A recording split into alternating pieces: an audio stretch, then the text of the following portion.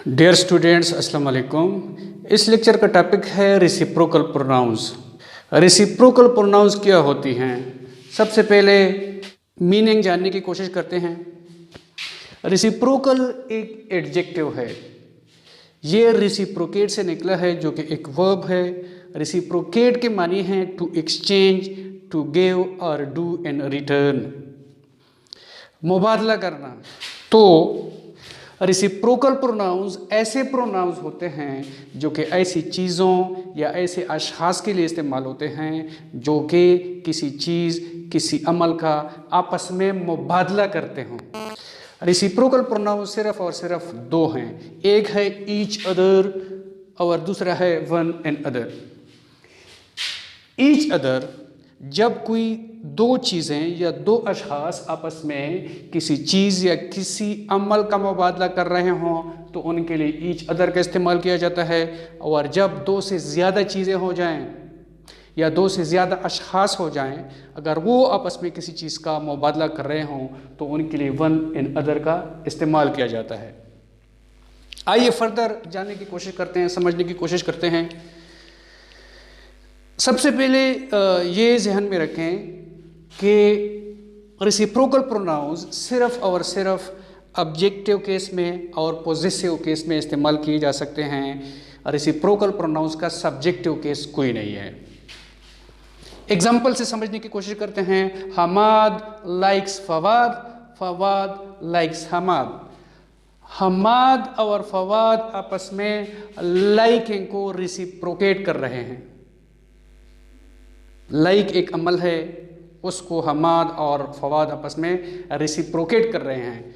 तो इस सेंटेंस को हम रेसिप्रोकल प्रोनाउन की मदद से ऐसे लिख सकते हैं, Hammad and Fawad like each other या वन एंड अदर। ये दो मैंने इसलिए लिखे हैं कि ताकि आपके जहन में सवाल पैदा हो कि हमाद एंड फवाद लाइक के साथ ईच अदर आएगा या वन एंड अदर आएगा। तो जिस तरह मैंने आपको बताया कि दो अशख़ास या दो चीज़ों के लिए वो ईच अदर इस्तेमाल होता है, तो इस सेंटेंस में ईच अदर ठीक है, वन एंड अदर अगर आपने लगा दिया तो वन एंड अदर गलत है। दूसरी example, Hamad Fawad and Saqib help each other या one and other. It is also a question for you कि इस सेंटेंस में हमाद फवाद एंड साकिब हेल्प के बाद ईच अदर आएगा या वन एंड अदर आएगा। वन एंड अदर ठीक है, क्योंकि हमाद फवाद एंड साकिब दो से ज़्यादा हैं। अब समझने की कोशिश करते हैं कि ये एज ए पॉजिटिव प्रोनाउंस किस तरह इस्तेमाल किए जा सकते हैं। आइए first example, Rashid and Hamid understand each others या each others feeling. It is a question for you कि इन दोनों में से कौन सा ठीक है, ये वाला पॉजिटिव केस या ये वाला पॉजिटिव केस। इस पॉजिटिव केस में आर के बाद एपोस्ट्रॉफी है और उसके बाद इस है। इस पॉजिटिव केस में आर के बाद इस है और उसके बाद एपोस्ट्रॉफी इस है। तो स्टूडेंट्स, इन दो पॉजिटिव केसेस में ये ठीक है, आर के बाद एपोस्ट्रॉफी और उसके बाद इस।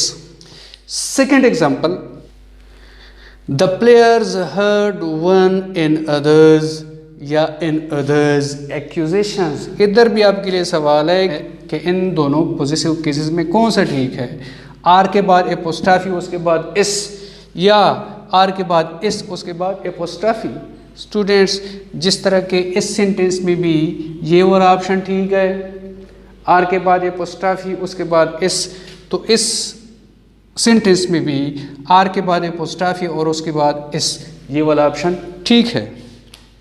स्टूडेंट्स, उम्मीद है आपको टॉपिक समझ आई होगी। मेरे चैनल को सब्सक्राइब कीजिएगा और बेल का आइकन प्रेस कीजिएगा ताकि मेरी आने वाली वीडियोज़ आप तक बर वक्त पहुँच सकें। शुक्रिया।